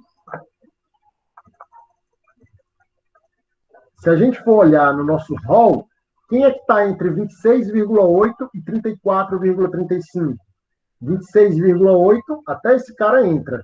E 34,35, até esse cara entra. Ou seja, só eliminamos as duas amostras extremas, né?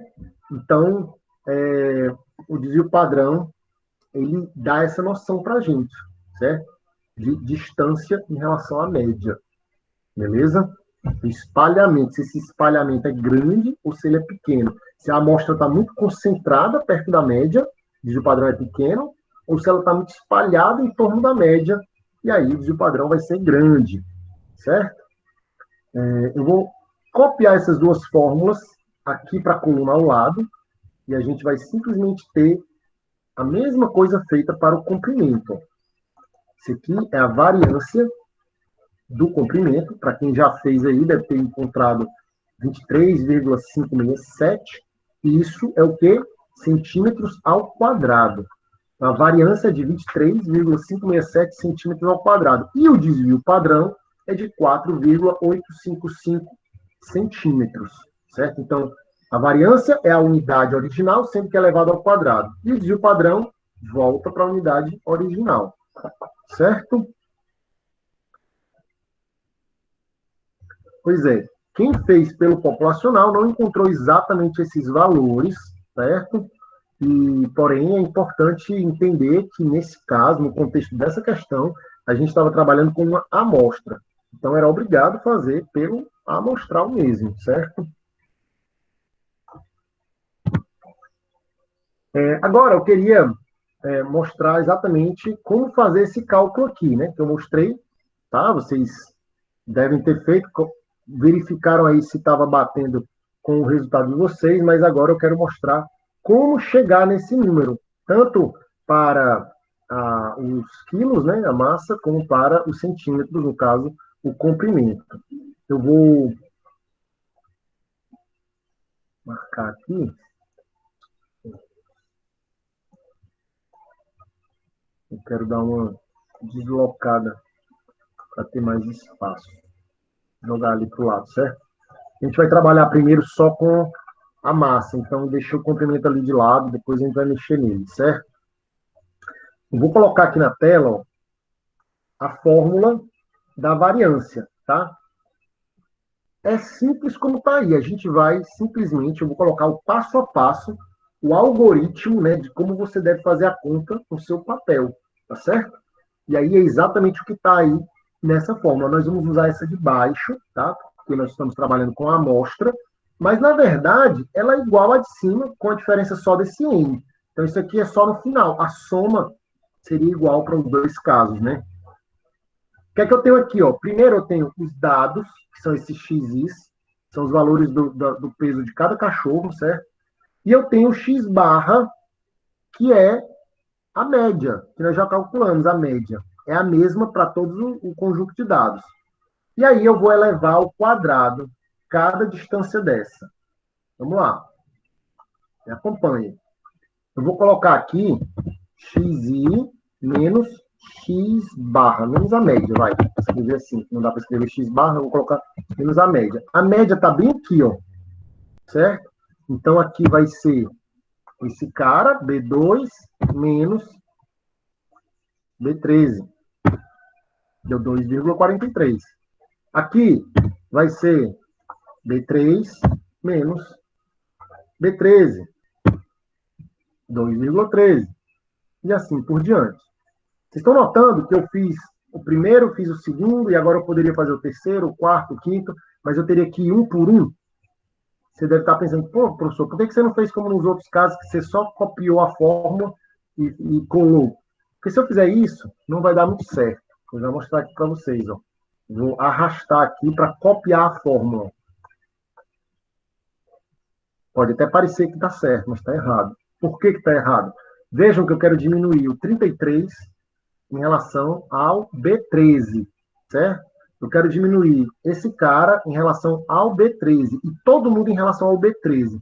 Mas quando eu copiei a fórmula, ele tanto deslocou esses caras, como ele deslocou também esses aqui, ó. Então, ele foi usando esses números que estavam aqui embaixo. Eu vou mostrar para vocês, ó. Tá vendo aqui? O primeiro está certo. B2 menos B13, certo? Mas no segundo, ele já está pegando o B13, ou o B3 menos o B14, que é a mediana. Está errado. No próximo, ele já está usando o B15. Então, vejam que o número que acompanha o B está baixando tanto de um lado como do outro. Né? B3, B14, B4, B15, B5, B16. E assim vai. Ó. Só você olhar para cá, ó, certo? Fica olhando para cá enquanto eu vou baixando. Ó. Tá certo?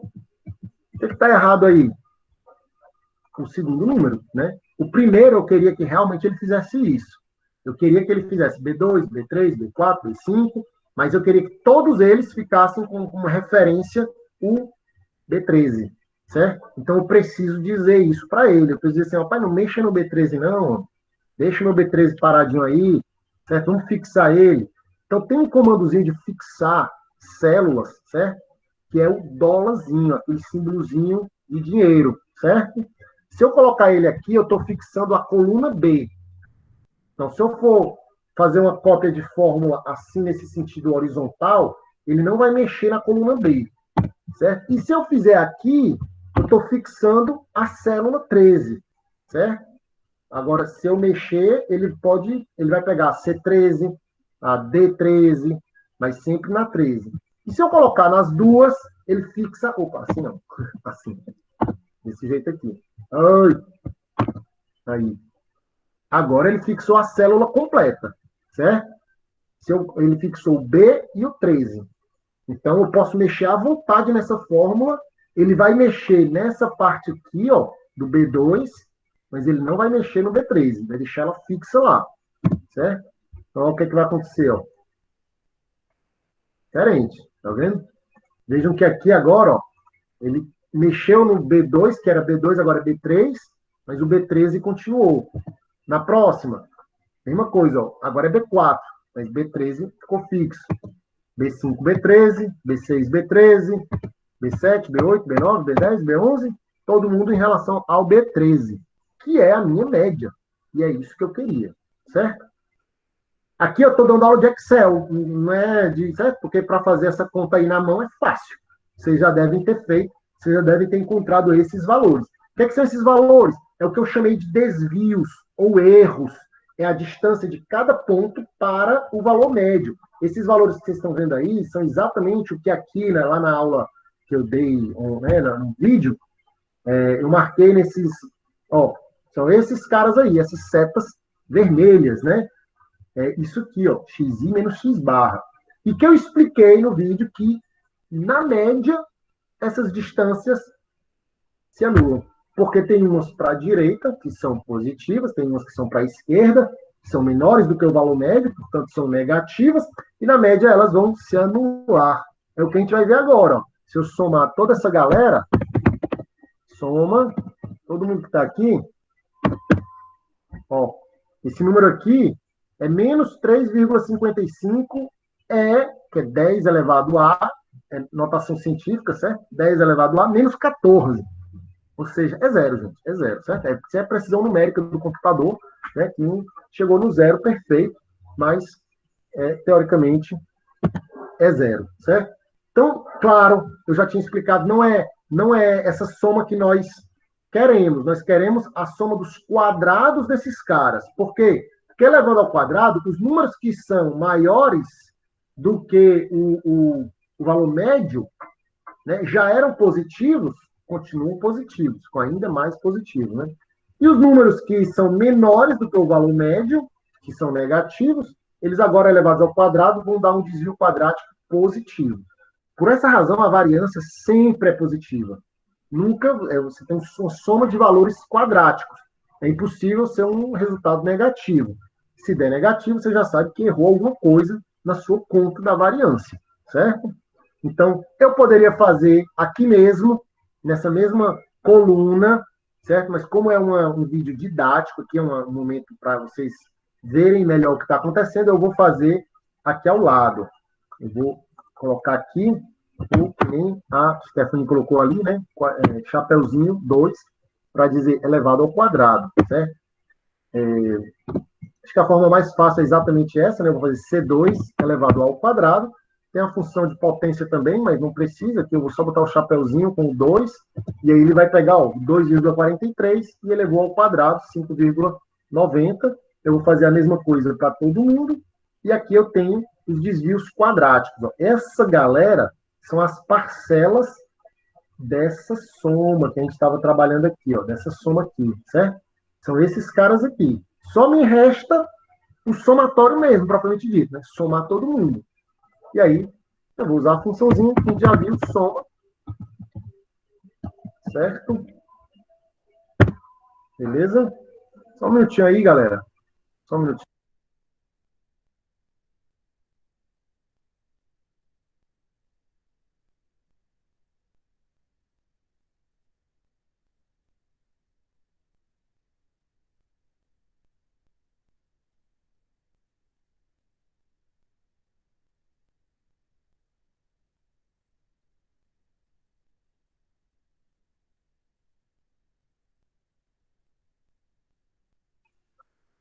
Voltando.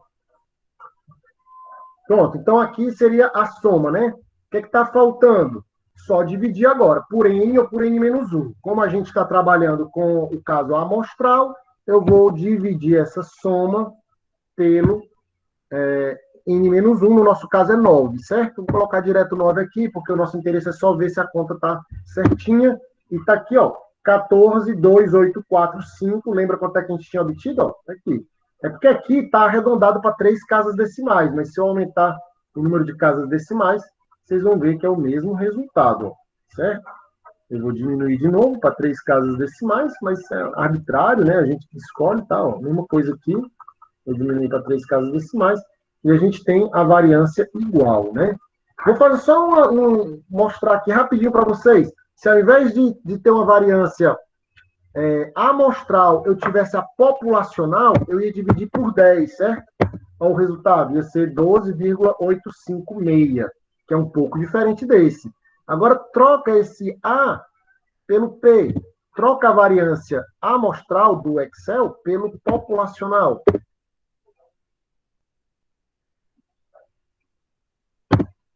Aí, mesma coisa, tá vendo? Então, mostrando que o cálculo da gente está correto, certo? Eu vou voltar para o amostral. E aqui eu vou voltar para o 9 para ficar corretinho. Tá, gente? Então, aqui foi só para vocês entenderem o algoritmo de cálculo da variância. Você vai pegar cada valor da tua amostra, diminuir da média, aí você vai ter esses resultados aqui. Aí pega cada valor desse, eleva ao quadrado, e você vai ter esses valores aqui. Aí você soma todo mundo e divide por n-1. Tranquilo. Beleza? Eu vou fazer a mesma coisa agora. Sim, aí depois tira a raiz quadrada, né? Acho que nem precisa, eu já tinha feito aqui. Obviamente que a raiz de 14,285 vai ser 3,779, tá? Eu vou fazer a mesma coisa agora com o comprimento, com uma diferença. Eu não vou usar a mesma fórmula. Vocês devem ter percebido que lá no vídeo eu explico que a variância pode ser calculada por essa fórmula, né? Essa fórmula, ou por uma outra que pode ser obtida a partir dessa daqui, quando nós expandimos esse termo aqui, aí eu fiz todo o cálculo, né? Ó, foi exatamente aqui, ó, fórmula alternativa para o cálculo da variância. Eu vou pegar esse termo, eu vou expandir ele, esse termo quadrático, eu vou fazer uma série de continhas e eu vou chegar nesse resultado aí, certo? Aí, trazendo esse resultado de volta para a fórmula, eu vou ter essa outra formulazinha. Essa fórmula é equivalente à primeira, mas ela é calculada de uma forma diferente, ó. Vejam que isso aqui é apenas o n-1 dividindo, tá lá no final, né? Mas o que é que eu vou fazer de verdade? Eu vou pegar a soma dos quadrados dos meus dados e subtrair disso daqui. Na verdade, nem é essa a fórmula final. Ó. Eu vou continuar aqui, é essa a fórmula final, certo?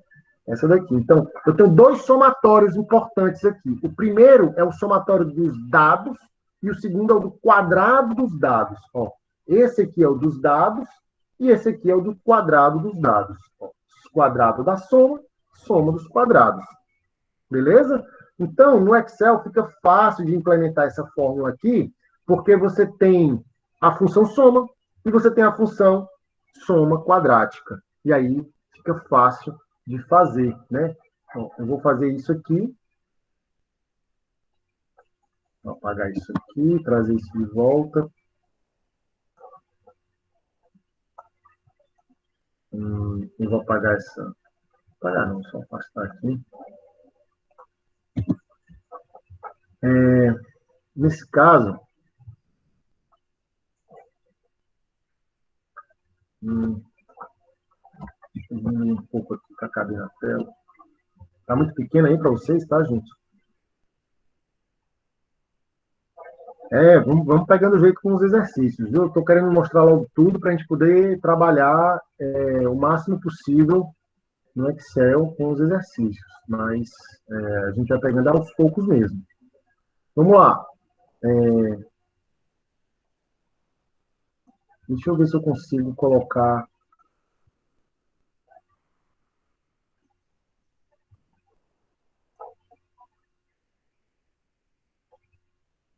Isso aqui na tela lá.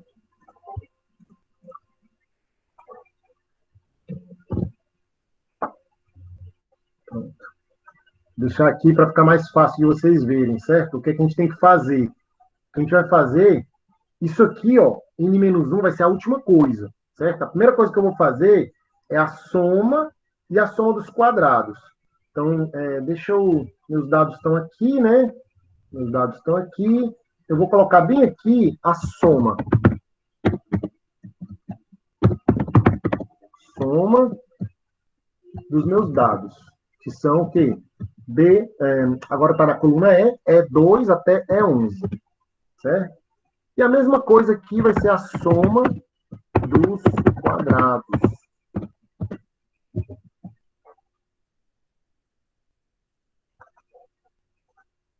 Aí você usa o soma quad, certo? Soma quad.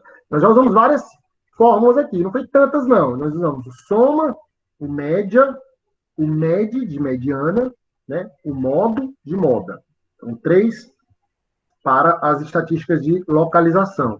E para as estatísticas de dispersão, nós usamos o desvipad, o var e agora eu estou ensinando o soma quad, que é, na verdade, uma função genérica que pode ser usada para várias coisas, né?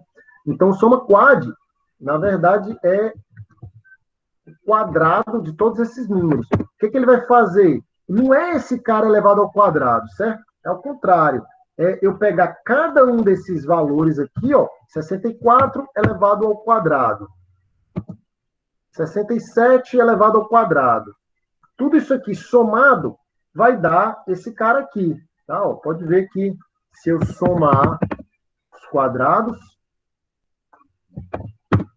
deu exatamente a mesma coisa, certo? Então, ao invés de eu ter que fazer tudo isso e somar depois, eu prefiro usar a função soma quad, que é mais rápida, certo? Então, tá aqui. Esse soma quad, gente, é exatamente essa parte da equação aqui, ó, certo? E esse soma é o que está aqui entre parênteses. Mas vejam que ele está elevado ao quadrado, certo? Então, vamos lá. Eu vou implementar agora essa fórmula aqui.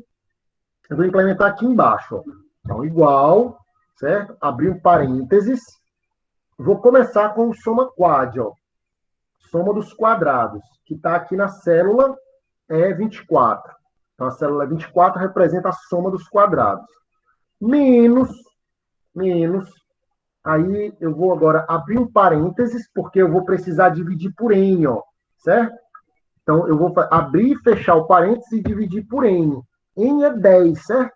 Então, para simplificar, eu já vou tacar um 10 aqui. Eu não vou usar nenhuma fórmula para contar o número de... Não, vou botar o 10 mesmo, certo? Então, tá aí. Agora, o que é que tinha dentro desse parênteses? Opa. Vamos voltar aqui para o parêntese. Certo? Aqui dentro desse parênteses, eu preciso colocar essa soma elevada ao quadrado.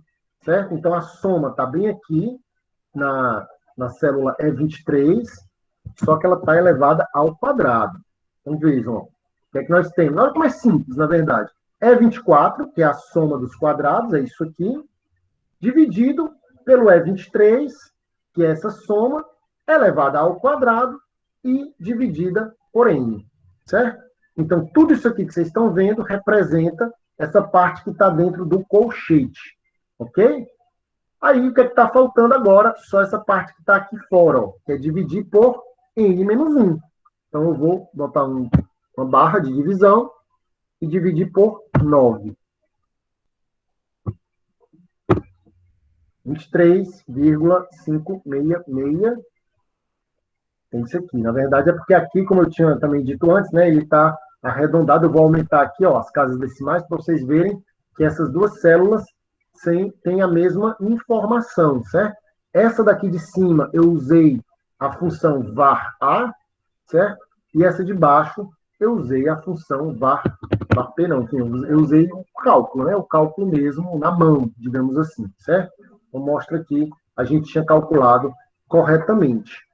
Tá certo? Então, eu poderia fazer usando essa estratégia, né, que eu fiz do primeiro exemplo, ou do segundo exemplo.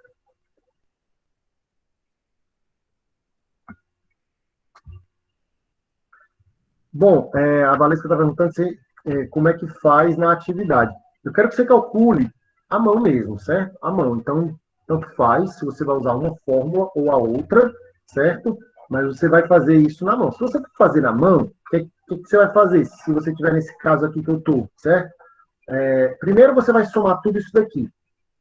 Aí você pode usar a calculadora para somar. Né? Aí tu bota lá, somatório igual a, vai dar 623. Depois você vai elevar cada um desses valores ao quadrado e somar. Aí você vai encontrar 39.025. Anota esse número.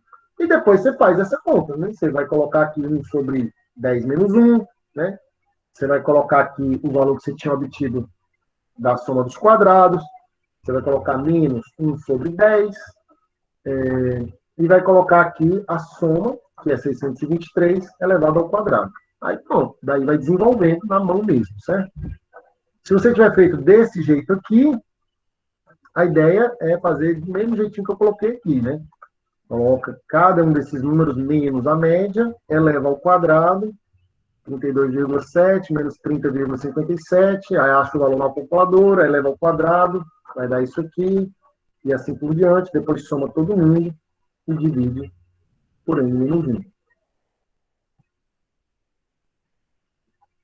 Sim, vocês vão encontrar muitas ferramentas, aplicativos de celular, sites, programas de computador, né? Os principais programas de análise estatística são o R, né? o MATLAB também, né? Que tem algumas versões gratuitas, como Octave, como Scilab, mas tem muitos, para fazer cálculos assim, de variância, vocês vão encontrar até programinhas flash disponíveis na internet, não sei, talvez até o Google faça isso, né? É muito simples isso. Não é meu interesse simplesmente que você jogue dados em um programa e ele calcule para você.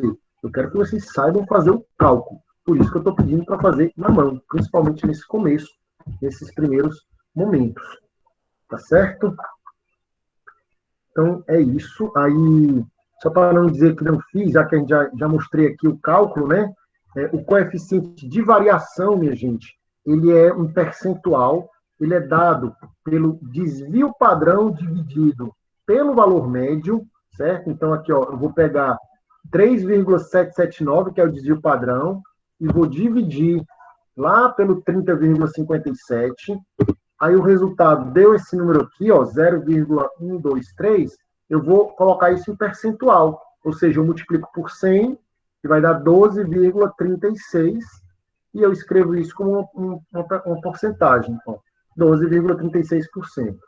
E a mesma coisa, eu posso fazer aqui, no caso, 4,85, dividido lá pelo valor médio, que era 62,3, aí aqui deu 0,0779, ou seja, se multiplicar por 100 vai dar 7,79%. 7,79%. O que é que a gente conclui com isso? Que, comparado com a média da população, certo? O desvio padrão da massa é mais importante, tá? Isso é para responder aquela última pergunta dessa primeira questão. Cadê? Tá aqui. Quando ele pergunta aqui, com base em seus cálculos, reflita qual das duas variáveis é mais suscetível a variações, ou seja, qual delas apresenta a maior variabilidade. E aí o que vai acontecer é que, normalmente, variabilidade ela é medida pelo desvio padrão, né? Você vai ver que o comprimento ele tem uma maior variabilidade. Mas, na verdade, vamos lá, se eu estivesse comparando o comprimento dos Golden Retriever com de outra raça, e a outra raça tivesse uma variabilidade, ou seja, um desvio padrão de 3,79 centímetros, eu ia dizer o seguinte, olha, o Golden tem uma variância, tem um desvio padrão de 4,8 centímetros. A outra raça tem um desvio padrão de 3,779 centímetros, certo? Aí eu ia dizer, sim, o Golden varia mais do que a outra raça em comprimento. Seria uma conclusão aceitável, beleza? Não é esse o caso, gente. Aqui não é centímetro, é quilo, certo? É quilo. Então, aqui você está dizendo que ele varia 3,7, 3,8 quilos, né? Em torno da média, e aqui ele varia 4,8 centímetros em torno da média. Como é que eu vou comparar aquilo com centímetro, minha gente? Não dá, entendeu? Então, eu preciso usar o coeficiente de variação, quer dizer o seguinte, que em relação à média de centímetros, a média de comprimento, esse desvio padrão, representa 7,8%, certo? Então, eu estou variando em torno do valor médio 7,8%. Já em termos de quilo, é uma variabilidade maior. Esse 3,7 aqui representa 12,36% do valor médio. Então, ele varia mais, certo? Ele varia mais. É uma grandeza que é mais suscetível a variabilidades. Beleza? É isso, a interpretação aí, a reflexão que eu queria que vocês fizessem. Professor, no item C da primeira questão, pede para dizer qual medida é mais variável. Nesse caso, eu uso o desvio padrão ou coeficiente de variação. Pronto, Stephanie, eu acho que eu li atrasado, né? Exatamente o que eu acabei de explicar aí, tá certo? Então, beleza.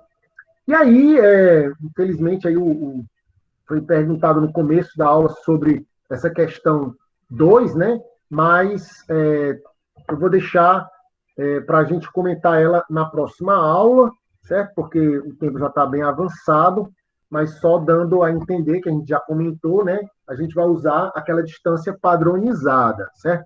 Se ainda não está muito claro para vocês por quê, né? Qual é o sentido de usar a distância padronizada para comparar? A gente vai comparar aqui uma população de Golden Retriever com a população de pastor alemão, certo? Então, não faz sentido eu usar apenas o valor, né, de peso. Aqui a gente está usando a massa corporal, então não faz sentido eu usar só o peso de um cachorro contra o do outro, porque eles são de raças diferentes, eu tenho que comparar com relação à população dele, e por isso a gente faz a nossa distância padronizada. Estevam, eu vou ter que pegar o valor Desculpa, da Manuel, realmente eu não estou conseguindo ouvir, tá? Foi uma coisa chata isso hoje aqui. Eu vejo aqui o microfonezinho de vocês mexendo, mas não escuto o que vocês estão dizendo.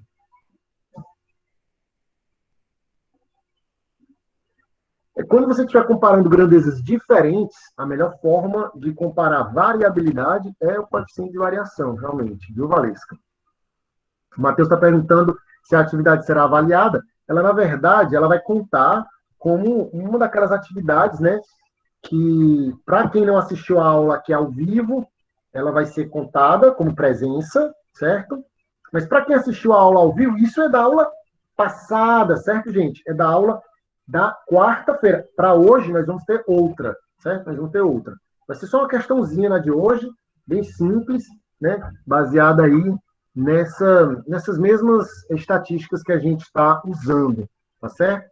A gente já corrige no começo da próxima aula e já puxa para o próximo conteúdo, certo? Quem quiser se adiantar um pouco, a gente já vai começar a trabalhar com distribuição de frequências, ou seja, fazer as tabelinhas, né, e os histogramas, tá bom? O Emanuel está perguntando, teremos que comparar a distância padronizada de cada cão com os da outra raça. Exato. Aí a distância padronizada você pode comparar, né, em termos absolutos, certo? Ou seja, o valor, o módulo dela, tá? Se eles forem igualmente grandes em módulo, eles são eventos igualmente prováveis, certo? Mas se um tiver a distância padronizada maior do que o outro, quer dizer que quem tem a distância padronizada maior em módulo é menos provável, certo? É isso. Então, resolvo rapidinho. Vou passar agora, depois do almoço, a atividadezinha, uma questãozinha para vocês fazerem, para valer pela aula de hoje. Volto a dizer, essas atividades não são obrigatórias para quem está aqui na aula assistindo, mas vai contar um pontinho no final, certo?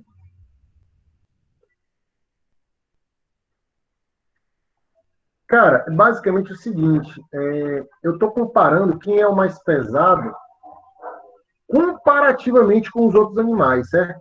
Ou seja, quem se distancia, a palavra talvez não fique nem bem colocada, dizer assim, quem é o mais pesado. Quem é que dentro da sua população se distancia mais da média, certo? E se distancia em desvios padrões. Então, estatisticamente falando, ele está ele é um evento mais improvável, porque ele está mais distante da média, ele se dispersa mais, tá certo? Mas eu explico bem direitinho na próxima aula, certo? Por hora, valeu, abraço para vocês. Eu vou, inclusive, interromper aqui a nossa gravação de hoje.